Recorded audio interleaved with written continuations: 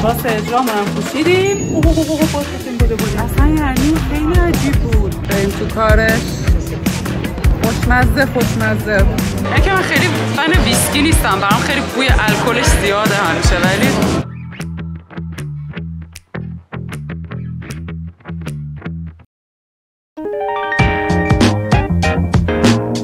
آشر هال هست که ما امشب توش اجرا داریم. الانم نزدیک ساعت 4. ساعت 4 در واقع تمرین نمیشه بهش، گفتن بیاین برای پاره ای از توضیحات. احتمالاً میخوان توضیح بدن که چجوری شروع میشه، کجا بشینیم، فلان کنین اینا. فکر نکنم خیلی طول بکشه. خلاصه ما الان بعد بریم اینجا، بعد ساعت 6 هم دیگه اجرا شروع میشه. آندره رفت به کار خودش، من به کار خودم. بهمون کارت هم دادن که دیگه رفت آمدمون راحت بشه. لباسای کنسرت، کفشای کنسرت، همه حاضر آماده با کامیون اینا اومدن. اینم اتاق ما برای تعویض لباس.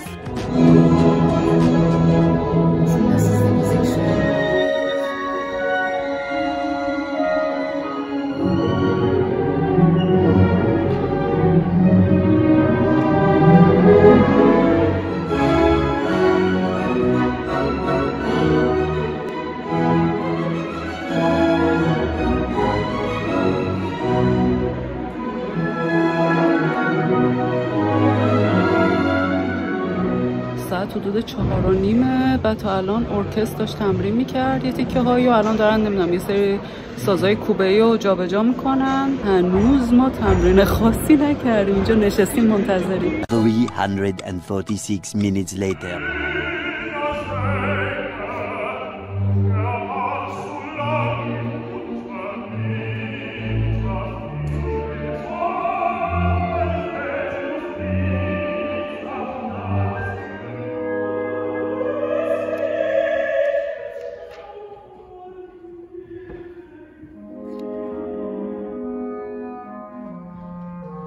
تمرین ما تموم شد. یه 45 دقیقه وقت داریم تا اجرا. گفتیم بیایم یه سیب زمینی سرخ کرده اسکاتلندی بزنیم.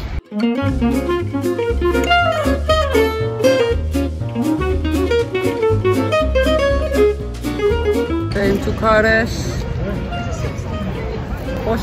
خوشمزه عالیه. آماده شدیم که بریم روی صحنه. لباس اجرامون هم پوشیدیم. بودیم.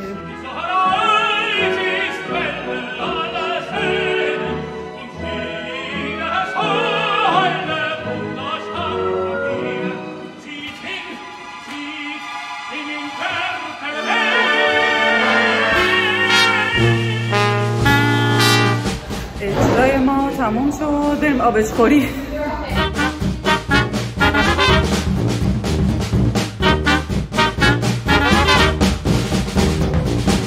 رفتیم پاپ طبق معمول این ساعت که غذا ندارن. اومدیم فیش اند چیپس بعد پاپ.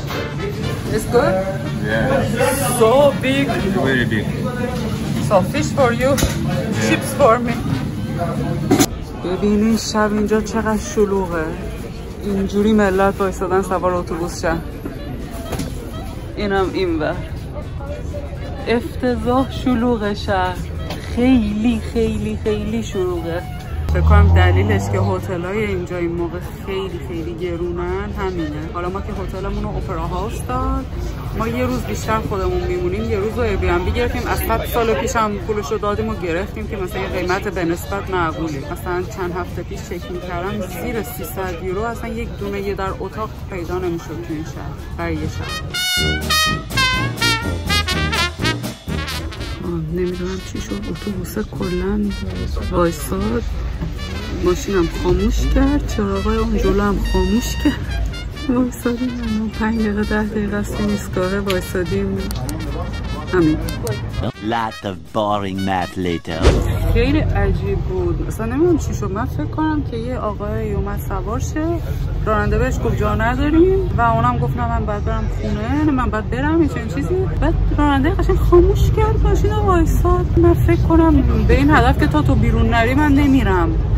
اصلا یعنی خیلی عجیب بود. دیروز هم ما خواستیم بریم، ماشینه مثلا اتوبوسه زد پر بود، ولی اینطوری نبود که مثلا بنز 2 نفر جا نداشته باشه. و خانم گفت من جا ندارم پیاده شو، قشنگ اینطوری من نمیتونم تو رو سوار کنم، پیاده شو. در کل ببین برخوردشون خیلی زیاد دوستانه است، مثلا کمک میکنن فلان آدرس رو پیدا کنی، لبخند اینو. ولی الان من اصلا شوکه شدم. بعد آقا هم بیچاره آقای محترمی بود با لهجه هندی و اینا، ولی خیلی گناه داشت. آخر رفت بیرون و یک حالت سخنرانی طوری به همم گفت خیلی ناعادلانه است، من ساعت نمیم از فلانجا رفتم تا فلانجا، تا 11 شب شیفت بودم، کار کردم، خستم، میخوام برم خونه و این خیلی آنفیره که الان من پیاده کردی از اینجا. خواستم با آقای بگم تو خدا بیا من پیاده میرم، تو بمون تو اتوبوس. The next morning.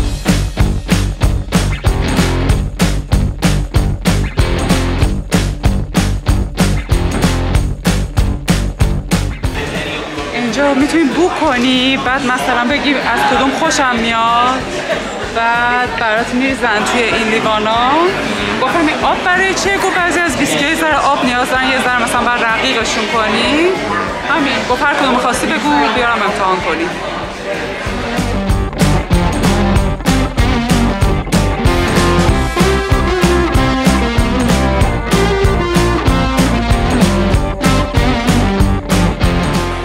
€450 داریم، پوندی تازه، یورو هم نه.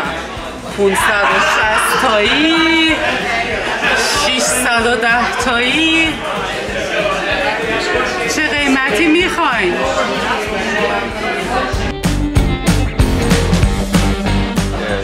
Burning Shear. Burning Shear? Burning Shear. 220 یورو یه دونه این لیوان؟ چرا؟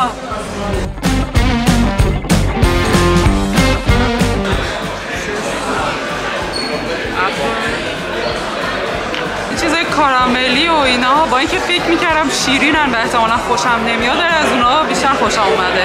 این میوه پیوه‌ای ها برام جالب نیستن، ولی البته فقط اینا رو بوک کردم.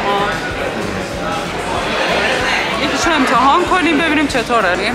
خانومه گفتش که تمام اینا که این ردیفن یک میکسچری از تمام این طعم‌ها و بوها هستن. این وانیل و کارامل و شیرینی و باترسکاچ هست، یعنی یک عالمه چیز شیرینه.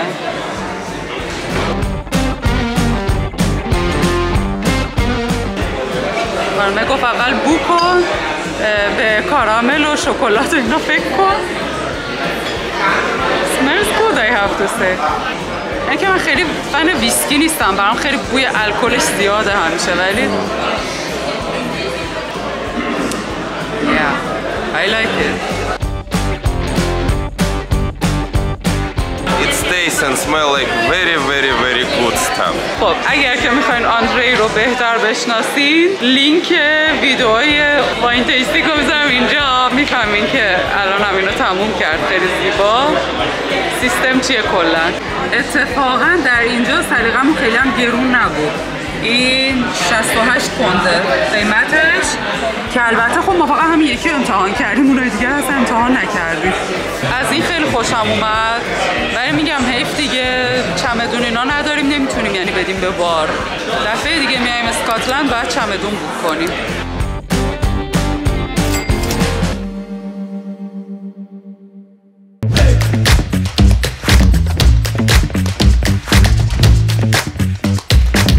واقعا فکر کنم هر چقدر که من بگم اینجا خیلی شلوغه و خیلی آدم هست، بازم تو فیلم اونقدی مشخص نمیشه.